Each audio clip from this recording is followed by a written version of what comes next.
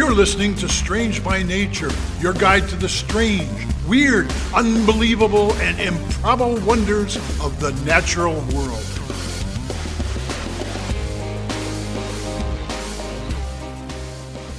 Hello everyone, thanks for being here today. I am Kirk Mona and I am joined today by Rachel Ginza and Victoria Thompson.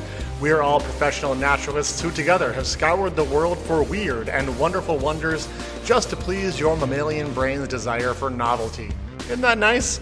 Let's do this. Hey everybody, welcome back to the show. Rachel, how you doing this week? I'm doing great. It's still wet. We went from like super drought to just raining nonstop. It's really something. Yep. Well, you may remember on last week's show, I'm sorry if it broke people's brains. I was talking about big space stuff. Mm-hmm. And guess what? You're talking about big space stuff, aren't you? I'm going back in. Yeah. You're such a nerd. I love it. Well, I was really intrigued by this idea of things passing through our solar system and how it could affect us. Mm-hmm. And this week, that's exactly what I want to talk about. Ooh. So last week, we had these ribbonous clouds of cold gas. We talked about how we passed through. And those clouds of gas are way bigger than the solar system. But what is something smaller but denser paid us a visit? You know what there's a lot of out there in space, Rachel? Space. Well played. Thank There's you. also a lot of stars. Okay, Ooh, a lot of stars yes. out there. And we So tend to many think stars. I think we tend to think often of stars as fixed in the sky, as these unchanging things. The constellations don't change, the stars are fixed in the sky, but they're super not. Yeah, but they move all the time. Yeah. They do. Not perceptibly really over the course of a human lifetime, Right. at least not without special instruments to measure these teeny tiny changes. Mm-hmm. But we do know that they absolutely they move Mm-hmm. about. They can even come close to and pass by other stars. I will say one big reason for the movement is that stars are orbiting the Milky Way galaxy like we are. Some are orbiting further out from the center of the Milky Way. Some of them are orbiting closer to the center. And in order to do that, they have to travel at different speeds relative to us. So when we Okay. look at stars, they're all moving in one direction or another out there. Either we're kind of starting to pass them by or they're, passing us by. Like, when we look out there, we now have instruments that are sensitive enough that we can detect the movement of these stars, which Okay. is just, That is that really in and cool. of itself is strange and awesome and bizarre right there. I Well, love it. there is an astronomer named Ralph Dieter Schultz, who back in 2013 was studying stars. And in particular, he was looking at a star called WISE 072-0846. Look, they can't all have sexy names, okay? No. Because there's so many stars out there, we just have to give them numbers. And even then, we would probably run out of numbers. But there's an infinite amount of numbers, though, Kirk. Yeah, but it would just take a long time to write them out and talk about them in a practical way. You may have noticed that this was called WISE 0720-0846. So WISE actually stands for WISE? Wide Field Infrared Survey Explorer. This is a satellite telescope that NASA launched back in 2009, and it cataloged a lot of stars that were not officially cataloged before. So there are thousands and thousands of stars that have a number that has this word WISE in front of it. Okay. So this particular one he was looking at is a red dwarf star. And, he was looking at it and kind of studying it and trying to figure out what direction it was moving. And part of why we can figure this out is because WISE, the telescope, takes millions of photos as it's, out there in space. Okay. And this telescope has not gotten enough credit. It's so cool. Good. And so with all these millions of photos taken over time and from different positions, we can start to notice some relative motion in some of these stars. Okay. And this one, though, he noticed something weird about its motion, and that's that it wasn't moving. What? Yeah. And you go, well, no, everything should be moving, Right. at least a tiny that's bit. But this the one's point. yeah, It's it a should be star. either moving a little bit to the left, a little bit to the right, a little bit up, a little bit down. No, this one just was stubbornly not moving when it compared all the different measurements of it.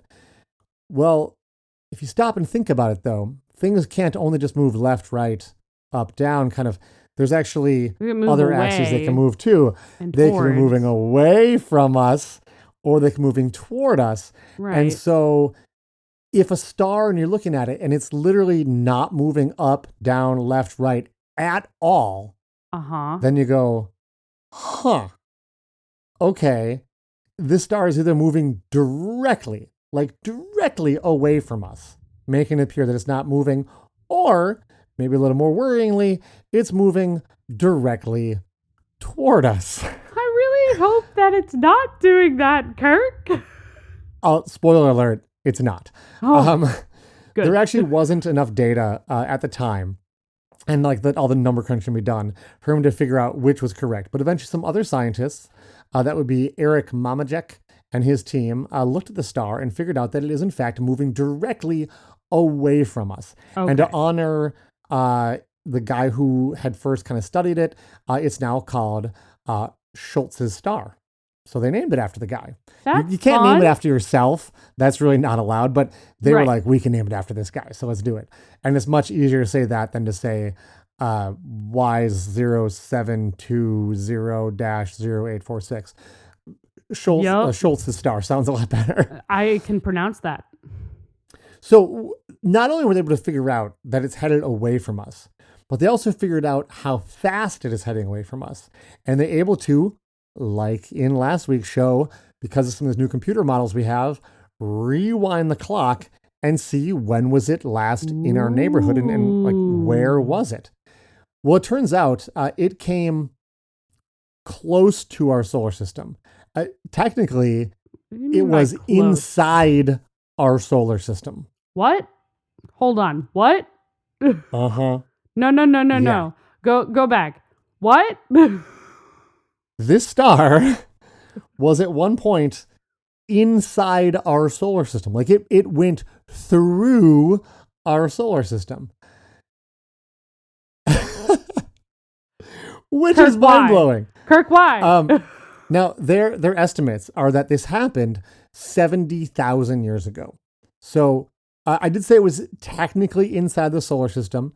Now, if this sounds exciting, like have another star pass inside our solar system, like if you think that sounds exciting, you are correct, but also that is terrifying. Stars. I'm still in shock over here, Kirk. No. Stars have a lot of gravity, and they Yeah. can mess things up really big time. If they come close enough to us, they could even rip the Earth out of orbit around the sun, and we wouldn't just be like, oh, we're around this star. No, we would be like slingshotted out of our solar system and into the cold depths of interstellar space, where the Earth would get very cold very fast and just turn into a big snowball, and we'd all be dead. So we don't want this to happen. Stability is really good for the survival of the Earth, and big close visitors are decidedly not bad. good for stability Bad of the news. Earth. So how close did it come? I said it was in the solar system. The best estimate, and there's a range, but best estimate kind of would average it out to be about 52,000 astronomical units away from the sun. Okay. Now, Wait, If you remember last week, yeah. though, the astronomical astronomical unit is the distance between the Earth and the sun. Pluto was 39.5 astronomical units. The heliosphere, that huge bubble I talked about last year, is only 130 astronomical units away. So you may be going, okay, hold on, Kirk, hold on. 52,000 astronomical units is still in our solar system? And the answer is, yep. Our solar system is all of the stuff that is bound to the gravity of the sun.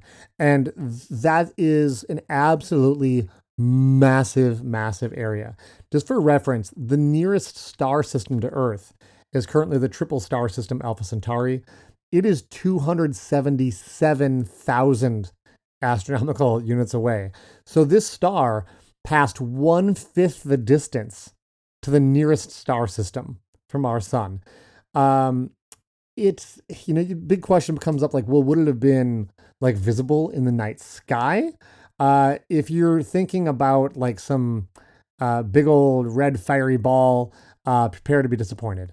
If it had been close enough to look like that, none of us would be here to talk about it. Let's be clear. No, we wouldn't be here. It's just gone. Earth gone.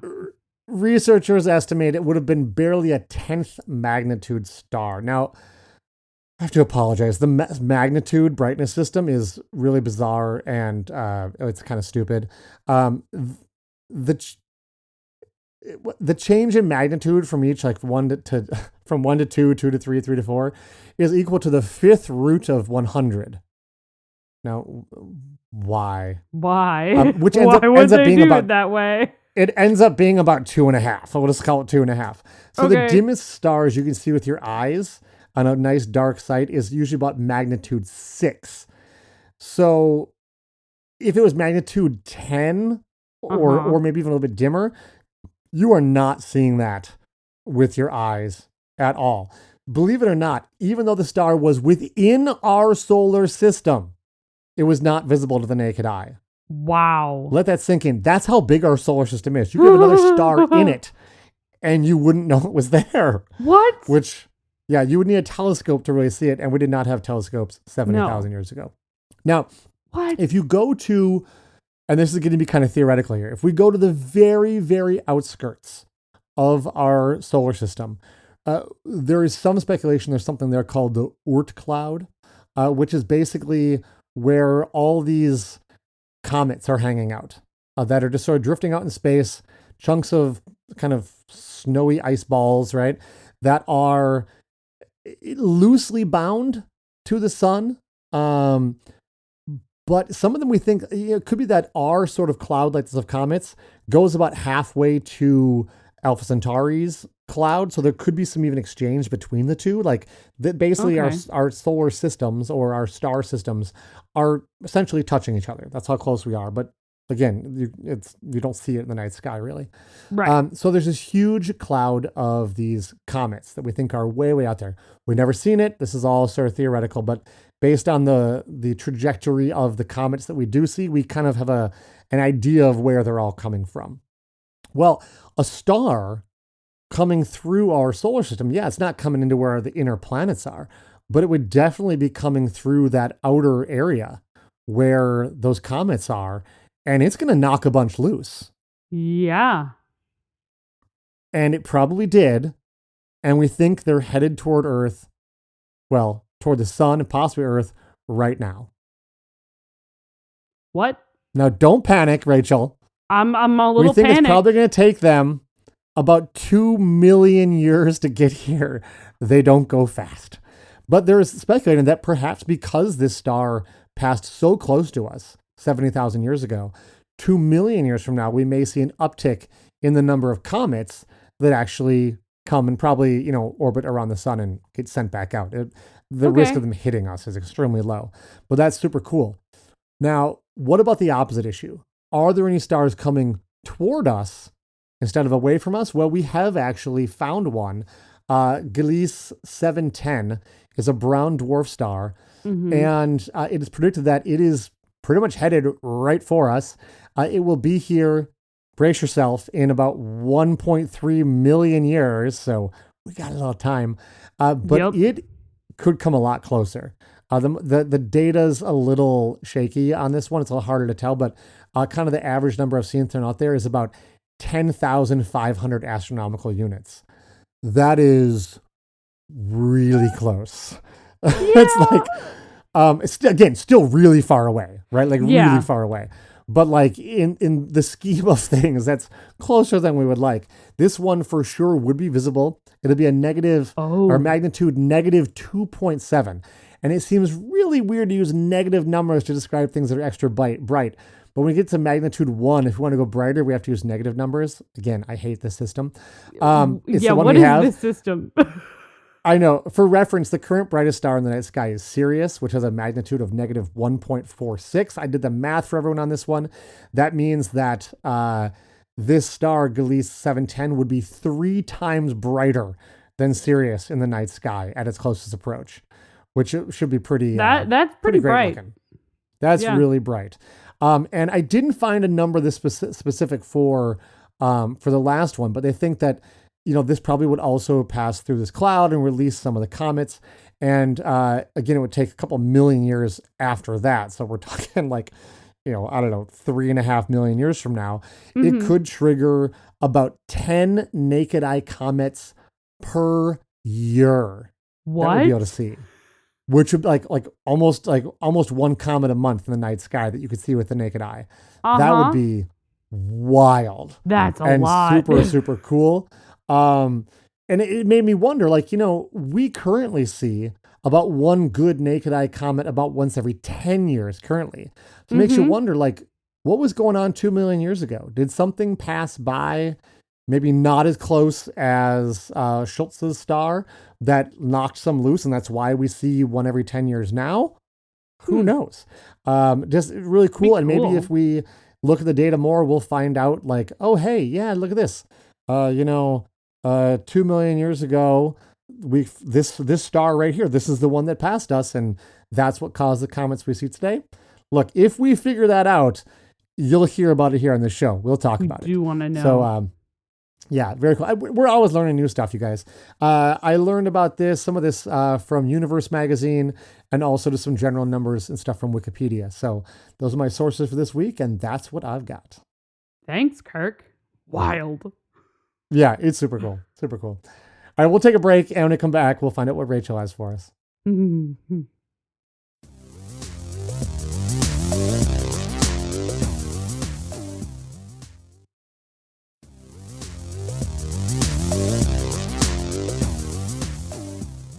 All right, welcome back to the show, everyone. And boy, howdy, do I have a doozy.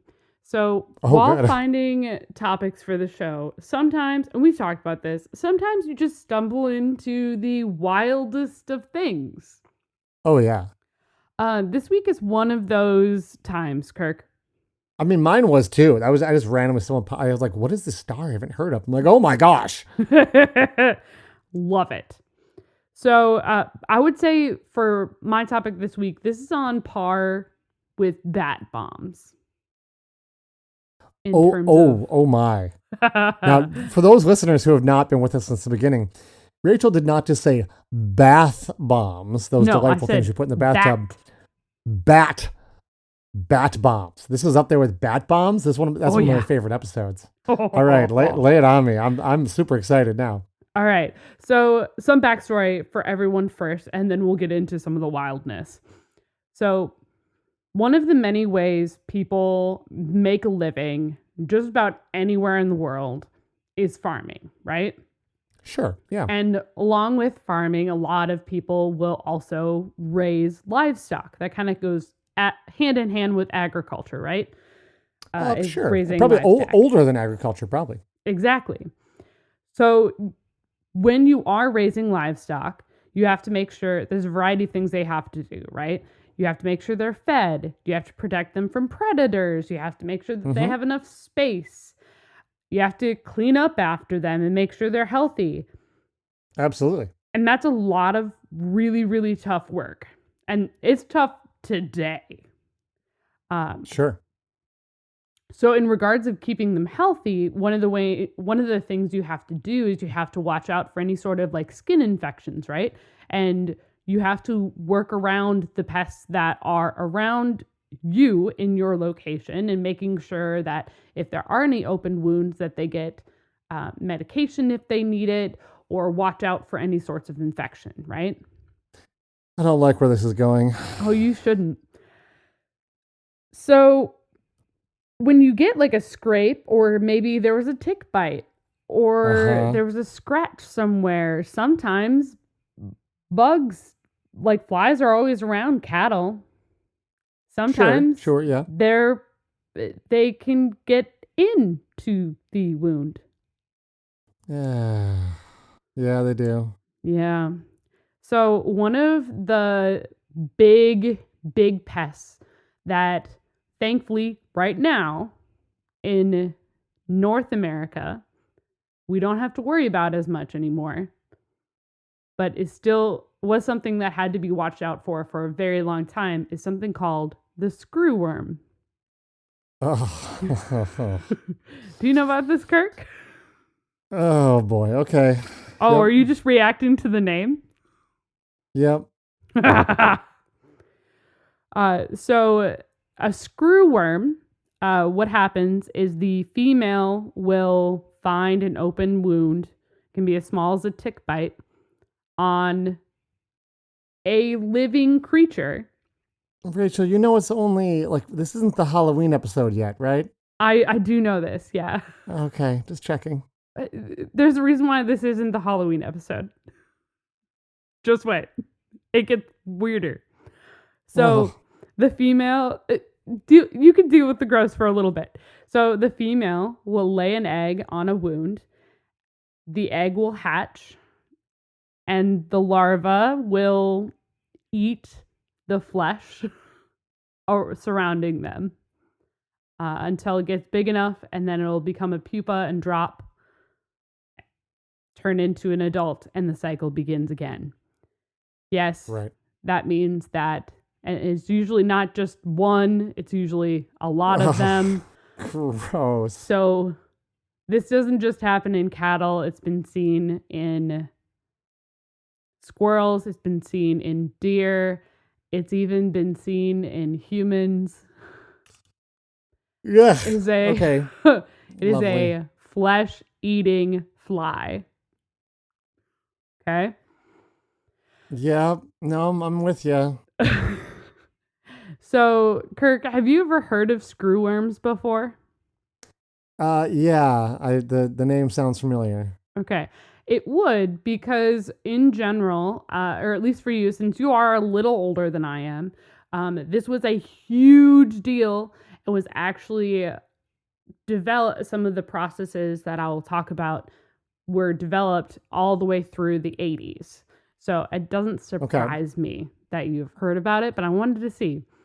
So I mean, in the 80s, I was watching a lot of cartoons. They didn't talk about screwworms a lot, but yeah. The name rings a bell for some reason. There's reason. So there's also something, I'll talk about it. Anyway, Oh no. Okay. we're going to, here we enter a man named Edward F. Nippling. Okay? Okay. He was an entomologist with the USDA. And he did this he started working for the USDA in the 1930s. But when he was growing up, he grew up on a farm.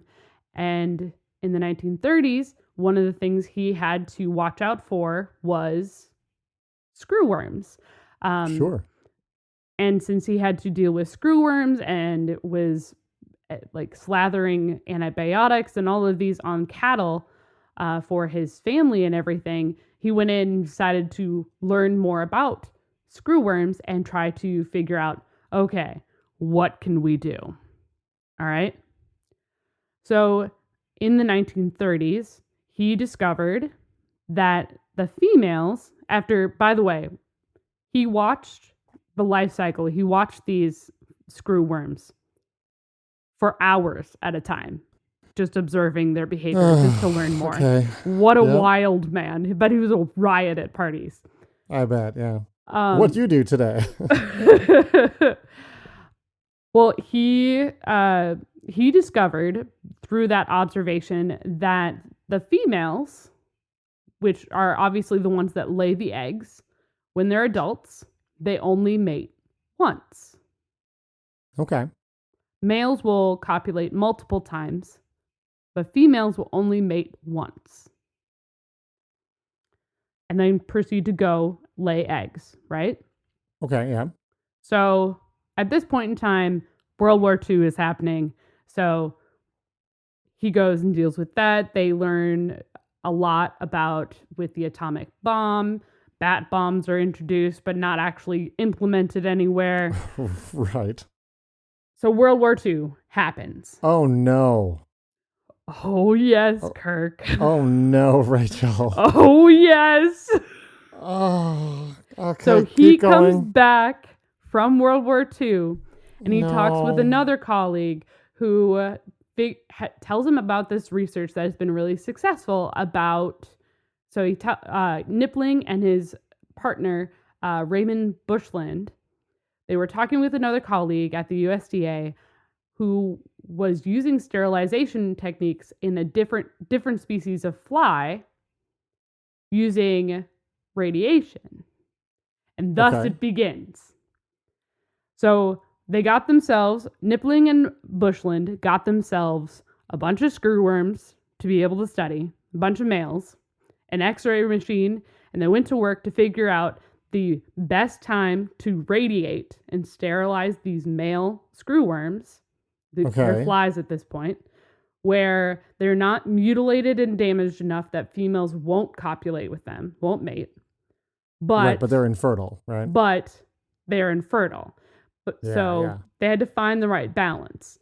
Because if they did it too early, then they weren't completely sterile, and thus more screwworms would happen. They did it too late, and the males were too damaged from the radiation. Then the females were like, ugh, no. Right. So they found the right balance. And it worked. They were able to figure out a way to allow, they figured out a technique to allow these screwworms to become, the males to become sterilized, mate with the females. The females then lay unfertilized eggs, and eventually it goes away because they have a relatively short lifespan. So that's a way to control the population of the screwworms then. Exactly. Yeah, that's a technique that is still used today for a number of species. Yup. Yes, it is. So in the 1950s, they began breeding and releasing these sterile males on remote islands because they had to make sure that it was remote enough that other screwworms from different islands and things in the Florida Keys, for example, weren't flying over or to copulate with those females. They had to. This is when they were testing it. Yes, so they had to outcompete the fertile males for females. Well, so far this doesn't sound so bad. Right. Overall, honestly, this is overall a pretty great story. I'm not gonna lie. It gets better. Eventually, though, testing and everything, they were able to do it. They were able to get rid of, on this one remote island in the Dutch Caribbean, they were able to remove screwworms from the island in 2 years. Fantastic. Okay. Which is awesome. So they're like, okay, well, let's expand. Let's keep going. And eventually it did cause the screwworms to disappear. So it began this huge campaign with the USDA. So that's the U.S. Department of Agriculture. They had to get money in order to fund this project. Now, for context, screwworms cost the economy this is in the 50s, millions of dollars in revenue lost because the cattle that would get these screwworms, that's meat and everything that you can't use, right? Right. So it's costing a lot of money for a lot of people, for not only the economy, but for ranchers and for hunters, anybody. So huge. Everybody's in favor of this, right? Yeah. So huge campaign, and they all were working together to remove first from the east of the Mississippi and then working towards the west. Okay. We're getting into like the 80s, all right? So at one point in Texas, there was a plant, because they have to have a plant that is raising screwworms, because in order to do this, you do have to have populations of screwworms.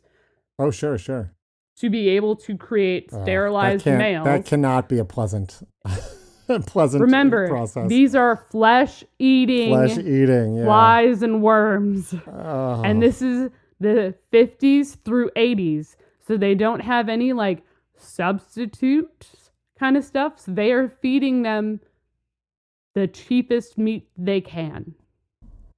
Which is? Ground beef, whale tongue, whatever they can get. Oh, and boy. Okay. Stank. Like to the point where when they were doing deliveries of these of the screwworms to different places, they would like coat the box in cologne. It's wild. Gross. Just throw some rancid meat in there and have at it. That's kind of what ends up happening. Yeah. Okay. Or at least at that point, there's a different process now. It still doesn't smell pleasant because it's blood and protein and stuff, but it's not as bad, I guess. Anyway, so at one point in Texas, the plant that had this, again, still producing these flies so that way the males can be sterilized and dropped into the wild populations. They were producing 200 million males every week. Wow. Okay. And as this was going on, the U.S., in order to prevent repopulations happening in the U.S., started partnering with other countries like Mexico. So slowly, we're starting to push the screwworms back. So we're partnering with Mexico. Everybody, all the cattle farmers in Mexico also don't want to deal with this flesh-eating worm. Like, absolutely not. Don't want to be a part of this. Pushing it back further and further. This line of where the screwworms are, further and further and further back. Eventually making it all the way to the Isthmus of Panama. Wow. Okay. Whew. To this day, Kirk, there is a plant in there. Well, I think there's a couple, but there's at least one plant in Panama that produces 20 million sterile males every week in order for them to... Every week.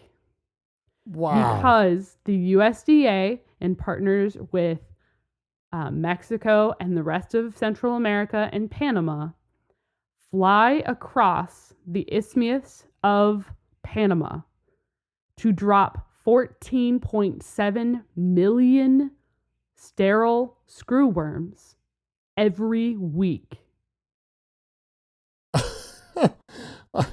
And that's like the bulwark there. That's the spot where we're trying to stop them all, right? From coming. That's the line. There's still some in South America, and we're just holding the. That's where we're going for. That's the line. That's the cheapest we can do because it's a short. It's the shortest spot, distance, right? Oh man. Yeah. And you might have heard about this because in 2016 there was actually a resurgence in southern Florida. Oh, wow. A couple of deer were seen acting bizarrely, and it's because they were inundated with some screwworms, which were traced to Cuba, actually.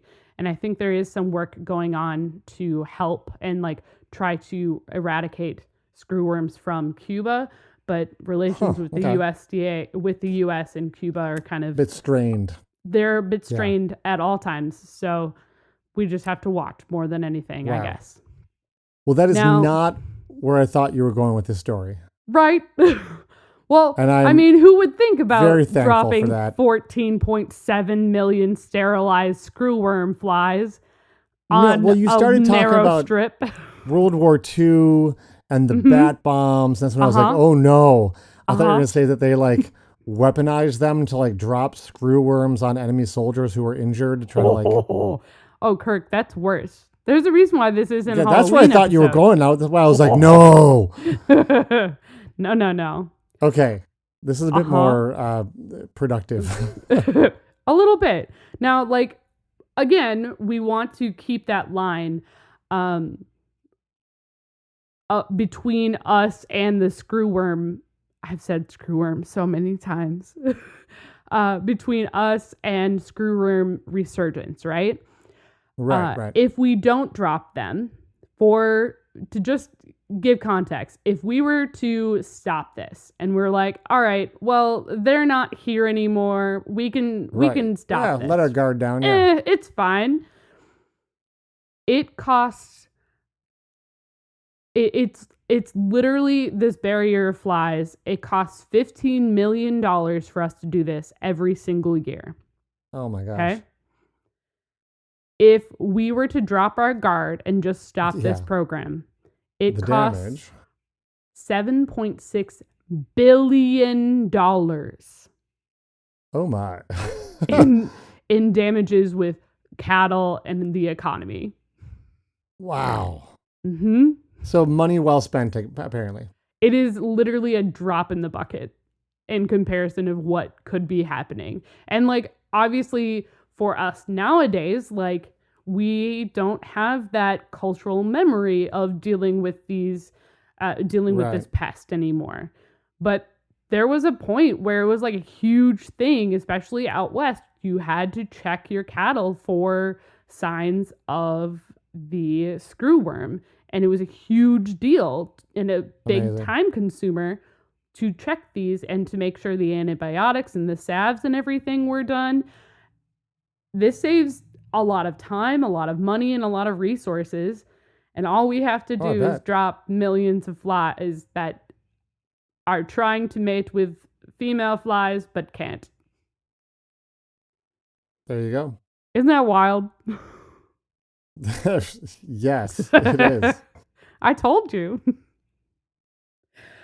Oh, man. So that's all I have for you today. I do have some really great sources. There was an amazing article in The Atlantic by Sarah Zhang that was done just truly amazing. That was in... She wrote this article in 2020. And then there's also a really good article all about this as well in the USDA Ag Research magazine. It has a great title. It's called Squeezing Out Screwworm. What a great title. That is quite a title. They thought about it. It's great. But that's what I have for you all this week. Awesome. Thanks so much. No problem. Thanks, y'all, for listening. Yeah. Bye-bye. Bye. Thanks, everyone, for listening to today's show. Be sure to subscribe. New episodes drop every Wednesday, and we love sharing this strange world with all of our listeners. If you would be so kind as to leave us a 5-star review, that would be great. It lets other lovers of the strange discover the show. You can reach out to us on social media by searching for Strange by Nature Podcast on Twitter, Facebook, and Instagram. You can send us an email as well. Our address is contact@strangebynaturepodcast.com. If you want more information about the show, you can also check out our website, which is strangebynaturepodcast.com. Until next week, get outside, stay curious, and embrace the strange.